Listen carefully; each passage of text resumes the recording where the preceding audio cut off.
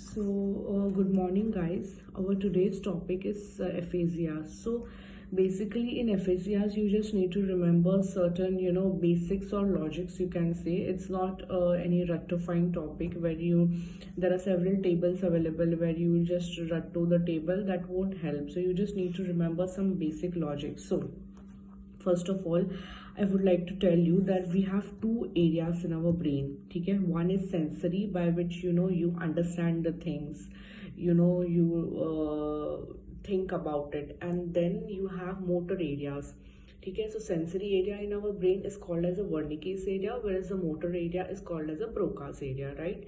So and one basic rule you need to remember, that whenever the question comes, you just first need to see the repetition, whether the repetition is affected or whether the repetition is normal. Now let me tell you, in most of the aphasias, the repetition will always be affected, whereas the repetition will be normal only in three aphasias. They are transcortical sensory, transcortical motor, and transcortical mixed. Only in these three aphasias the repetition will be normal.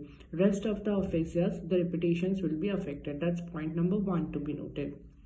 Next, when we start with the Wernicke's aphasia, now what is impaired over here?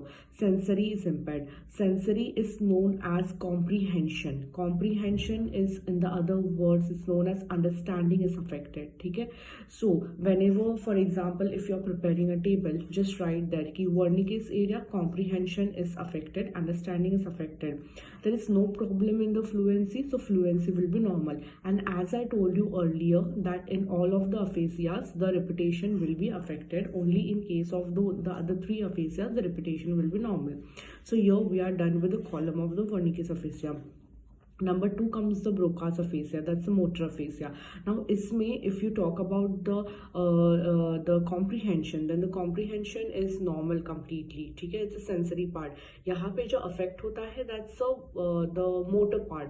What you speak, okay, so that is affected, and as usual, as I told you, ki repetition is affected in most of the aphasia, so यहाँ पे भी repetition is affected.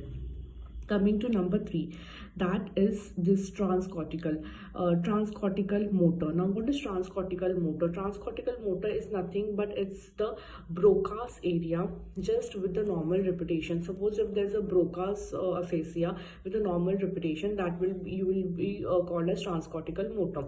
Now what is transcortical sensory? It's a Wernicke's with normal repetition. Yeah. Now what is transcortical mix? Transcortical mix is, the Broca's area is affected, Wernicke's area is affected with normal repetition. So यहाँ पे total 5 aphasias are already done. Your Broca's, your Wernicke's, transcortical sensory, transcortical motor, and transcortical mix. 5 aphasias are done. Now next, coming to conduction aphasia. Now what is a conduction aphasia? So Wernicke's area is connected to the Broca's area by the arcuate fibers, and when this arcuate fibers are affected, it leads to the conduction aphasia. Means Wernicke's is also affected here, and in the conduction aphasia, only the repetition is affected. The Wernicke's is normal and the Broca's is also normal, only the repetition is affected in the conduction aphasia. Now suppose everything is normal, only the naming is affected. Such kind of aphasia is called as a anomia. Such kind of aphasia is called as a anomia.